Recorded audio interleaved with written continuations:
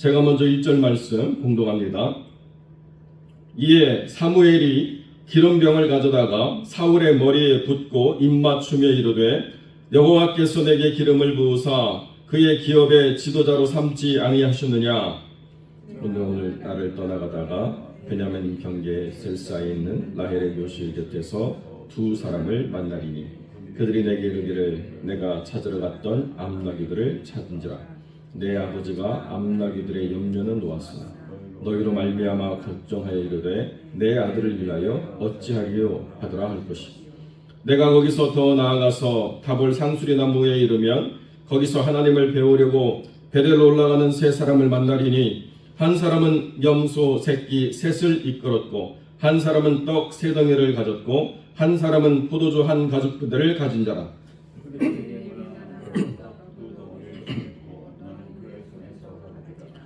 그 후에 내가 하나님의 산에 이르리니 그곳에는 블레셋 사람들의 영문이 있느니라. 내가 그리로 가서 그 성읍으로 들어갈 때에 선지자의 무리가 산당에서부터 비파와 소고와 저와 수금을 앞세우고 예언하며 내려오는 것을 만날 것이요 내게는 여호와의 영이 크게 임하리니 예언을 하고 변하여 세 사람이 되리라.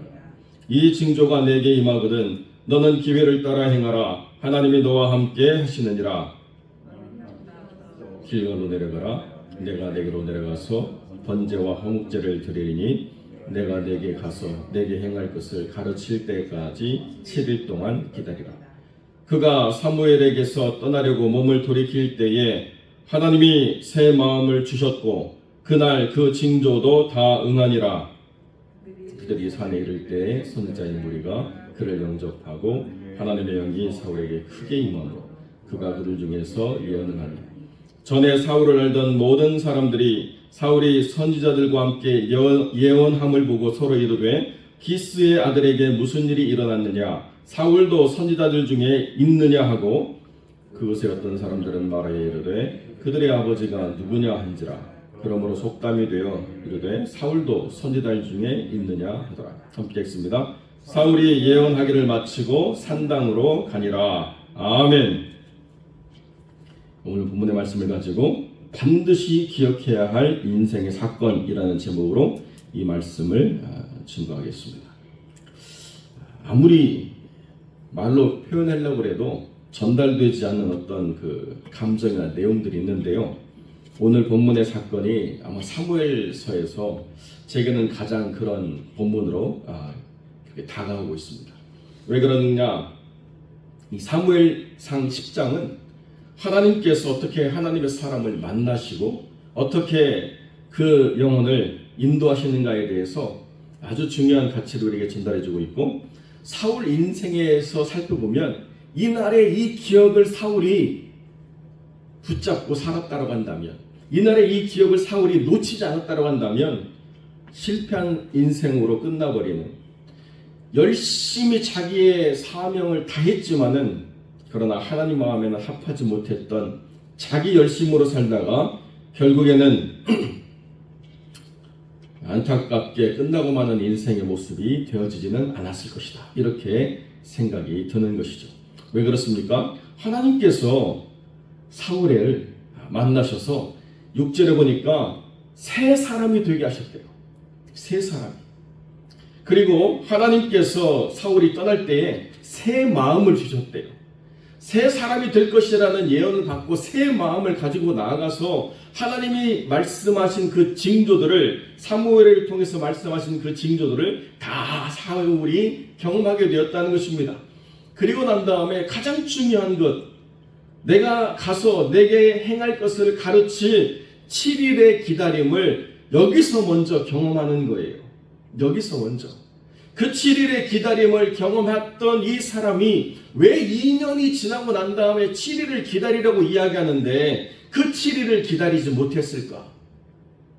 그로 말미암아서 하나님이 실망하시는 그 역사를 왜 그가 기억하지 못함으로 만들어냈을까? 이게 참 안타깝다는 거죠. 7일의 기다림이라고 하는 것은 느닷없이 있는 게 아니고요. 자기가 하나님 앞에서 세움을 받고 하나님의 영이 임함으로 말미암아 어떻게 행할 것을 전담받는 데 있어서 중요한 기간이었기 때문에 그 7일을 기다리라고 이야기하면 사람이 흩어지든지 말든지 다 그 시간을 기다렸어야 되는데 이 처음의 사건을 기억하지 못하고 눈앞에 보이는 대로 자기 생각이 말하는 대로 살아버리면 그러면 실패한 인생이 되고 만다는 거죠. 여러분, 여기 이 세 가지 예언을 통해서 세 가지 상징을 우리가 볼 수 있습니다. 첫 번째, 사울이 경험하는 첫 번째가 뭐냐? 사무엘이 뭐라고 말하냐면 베냐민 경계 라헬의 묘실에 이를 때에 두 사람을 만날 텐데 그 두 사람이 전하는 말이 뭐냐? 아버지의 마음. 아버지가 암나기에 대한 염려는 놓았지만은 아버지가 너희를 염려하는 마음을 갖고 있어서 내 아들을 위하여 어찌하려 하는 그런 마음의 염려를 갖게 되었다는 거죠. 그러니까 첫 번째 등장하는 것은 아버지고요. 두 번째 등장하는 것은 염소 새끼와 떡덩이와 포도주라고 하는 예수님을 상징하는 상징을 가진 세 사람을 만나게 되죠. 하나님의 집 베델이라고 하는 것을 향해 나아가는 세 순례자를 만날 때 그들이 그 떡덩이 셋 중에 두 개를 사울에게 주지 않습니까? 이것이 예수 그리스도를 상징하는 상징이 되고, 세 번째는 말 그대로 하나님의 영이 임함으로 그 선지자들 무리 가운데 사울이 성령 안에서 예언자가 되는 그런 간접적인 경험도 하게 됐다는 거죠. 아버지께서 아들과 성령으로 역사하셔서 사울의 왕됨이라고 하는 것을 주관하고 계신다라고 하는 중요한 상징을 사울이 다 경험했습니다. 그러면 이 상징을 통해서 만난 하나님, 이 삼위일체 하나님이 나를 주관하신다라고 하는 이 역사를 무슨 일이 있어도 놓치면 안 되는 거죠. 6절에 보니까 여호와의 영이 크게 임했다라고 이야기하는데요. 여호와의 영이 돌진했다는 거예요. 이 찰라흐라고 하는 이 단어는 그냥 마치 우리가 큰 속도로 날아오는 거대한 물체에 그냥 부딪히듯이 그렇게 하나님 영이 강력하게 사울에게 임하셨다는 것입니다. 그로 말미암아서 사울이 완전히 변하여서 새 사람이 되었다, 이렇게 말씀하고 있는데, 이때 크게 임한다라고 하는 건요, 마치 삼손에게 하나님께서 성령으로 임하셔서 블레셋 사람을 물리칠 때, 또 다윗에게 임하셔서 블레셋 사람을 물리칠 때 그러한 성령의 임재를 표현하는 단어이기 때문에 이제 이 블레셋이라고 하는 그 영적인 대적을 싸워 이길 그러한 왕으로서 하나님이 사울을 사용하실 거라고 하는 것을 분명히 예언해 주고 있다는 것입니다.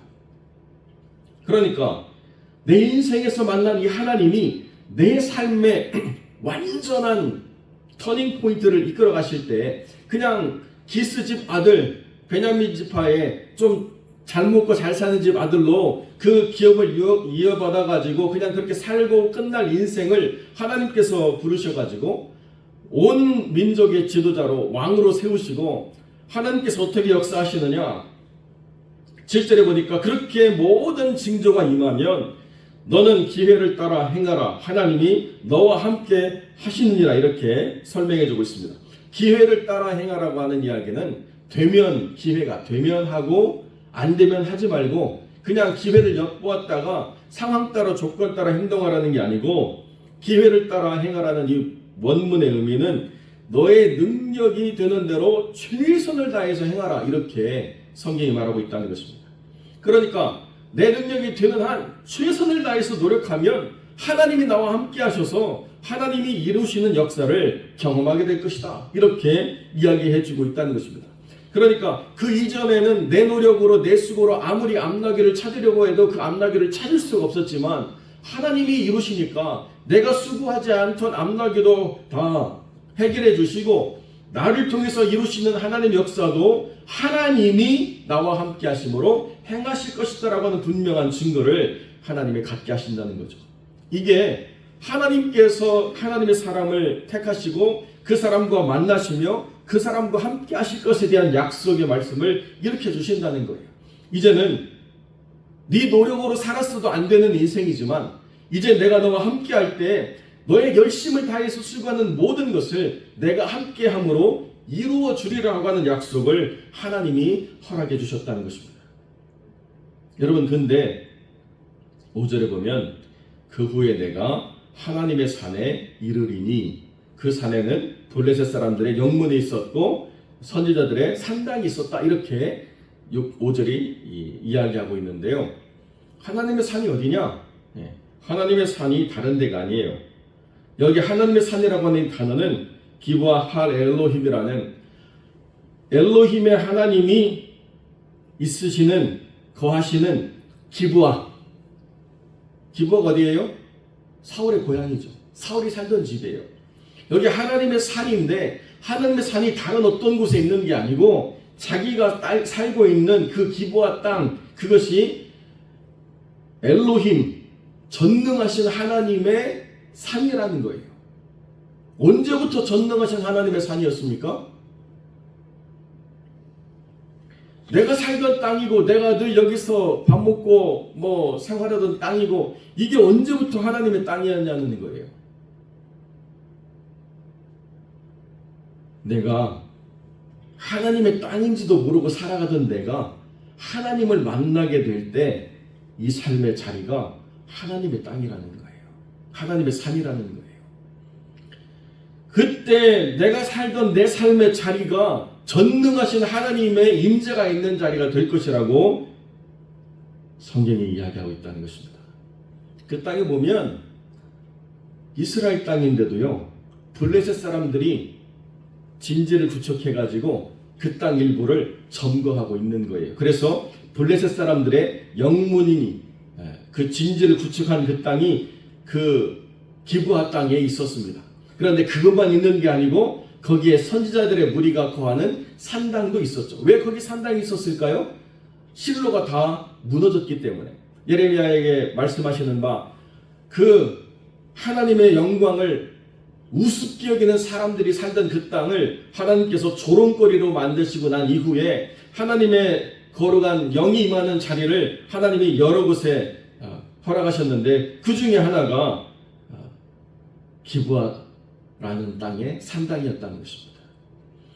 나는 늘 그렇게 살아가고 나는 늘 그렇게 무식하며 무식적으로 그 시간들을 보냈는데, 하나님의 영이 임하고 나니까 내가 거하는 곳이 거룩한 곳이, 모세가 모삭떨기에 임하신 하나님의 그 임재를 경험할 때 늘 양치고 돌아다니던 그 땅인데, 하나님이 모세에게 뭐라고 말씀하십니까?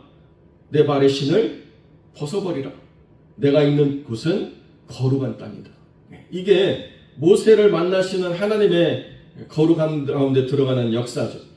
사울도 마찬가지라는 거예요.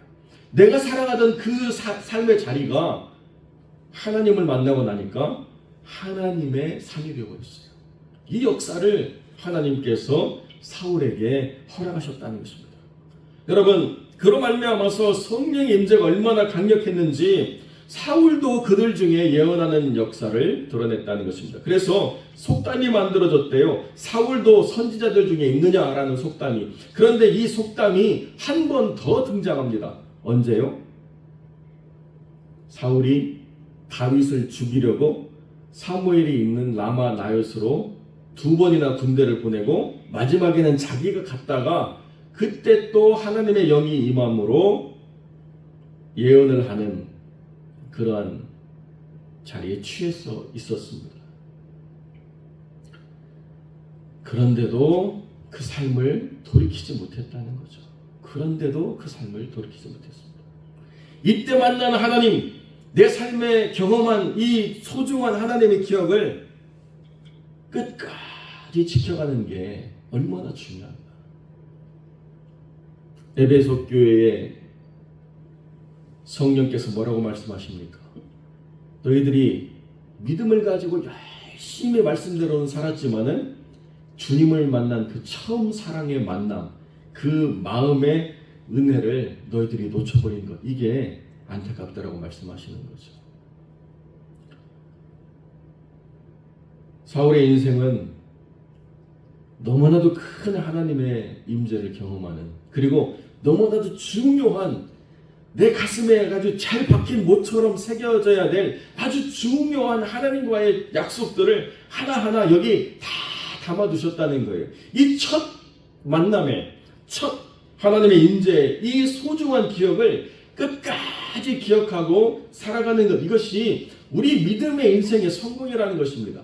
다른 대단한 것을 행하는 게 아니라 그 하나님의 임재를 만난 그 경험을 내 삶에서 놓지 않고 항상 우리가 실패하거나 실수하거나 모자라거나 또 힘들 때 하나님이 깨우치게 하시거든요.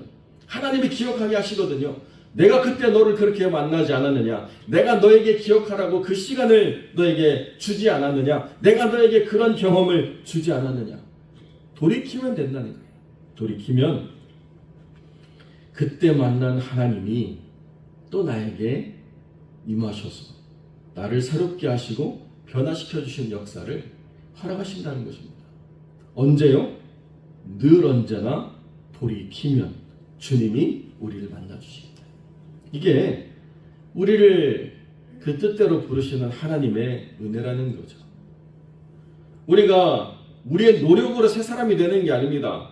우리가 우리의 노력으로 새 마음을 갖는 게 아닙니다. 하나님이 주시고 하나님이 새롭게 하십니다. 그렇기 때문에 우리를 만나 주신 하나님, 우리 속에 역사하셔서 우리를 통하여서 일하기를 기뻐하시는 하나님이 때로 우리가 실수하고 때로 우리가 기억 가운데 그 만남을 늘 지켜내지 못하고 우리의 기억이 흐려질 때조차 깨닫게 하시고 기억하게 하시고 돌이키게 하시고 하나님의 은혜를 경험하게 하셔서 다시 새 마음으로 새 사람 되도록 하시는 역사를 언제든지 하나님이 허락하실 수 있는 하나님이시라는 거죠. 그런데 이 10장 1절로 13절의 이 놀라운 인생의 경험을 한 이 사람이 왜 2년 만에 무너져 내려버리고 말았는가? 이게 참 안타까운 모습이라는 거죠. 그렇다고 한다면 이러한 강렬한 하나님과의 만남의 경험은 오랜 시간이 지나야 무너지는 것이 아니라는 것을 우리가 기억해야 된다는 것입니다. 오랜 시간이 지났기 때문에 하나님을 기억하지 못하는 삶이 되는 게 아니고요. 언제든지 우리는 하나님을 기억하지 못하는 그런 어리석음에 빠져들 수가 있다는 것입니다. 내가 최선을 다해서 행할 때 하나님이 함께 하신다는 것은 주도권이 나에게 있다는 게 아니거든요. 하나님께 있다는 것을 기억해야 돼요. 그런데 내 열심으로 내 생각대로 내 뜻대로 내가 원하는 자리에 나를 부르는 이 지위에 걸맞는 무언가를 내가 해내서 보여줘야 된다라고 하는 생각이 하나님과 함께하는 것보다도 더 크게 되면 우리는 얼마든지 실수하고 무너질 수밖에 없다는 것입니다. 사랑하는 성도 여러분, 하나님과 함께 하십시오. 하나님이 우리에게 새 마음 주시고 새 사람 되게 하시는 역사를 우리가 주 앞에 나와서 기도하는 때마다 갖고 우리가 예배드리는 때마다 경험함으로 말미암아 주님이 우리의 굳어진 마음을 새롭게 하시고 그로 말미암아 우리를 새 사람 되게 하실 때에 비로소 하나님은 우리를 통해서 일하신다는 사실을 우리가 놓쳐서는 안 된다는 것입니다. 우리가 아무리 탁월한 기술이 있고 대단한 열정이 있고 뭐 세상의 지혜도 깊고 뭐 여러 가지 것으로 갖추었다고 하더라도 하나님의 일은 새 마음을 가진 새 사람이 하는 거예요. 새 마음을 가진 새 사람은 어떻게 되느냐? 주님을 만나야죠. 주님의 임재를 경험해야죠. 그렇게 만났던 하나님과의 만남을 다시 회복하면 다시 하나님이 은혜를 베풀어 주신다. 여러분, 그러니까요, 우리 교회도 마찬가지라는 거예요. 우리가 하나님을 만나고 우리의 새 마음과 새 사람이 됨이 있으면 교회는 얼마든지 그리고 언제든지 회복될 수 있습니다. 새로워질 수 있습니다. 하나님 은혜로 풍성할 수 있습니다. 주님이 원하시는 것은 사람의 숫자에 있지 않고 주님을 기억하고 주님의 뜻대로 주님과 동행하기를 원하는 그러한 영혼들이 주님 안에서 새 마음이 되고 새 사람이 될 때 그때 하나님이 일하실 거예요. 그때 하나님이 역사하실 거예요. 이것을 우리가 기억하고 주님 우리에게 새 마음 주시고 새 사람 되게 하셔서 우리와 함께하여 주옵소서라고 기도함으로 우리가 하나님 안에서 실패한 인생을 끝나버리지 않고 끝까지 이 순례의 여정을 완주하는 믿음의 사람들이 되시기를 주님의 이름으로 간절히 축원드립니다.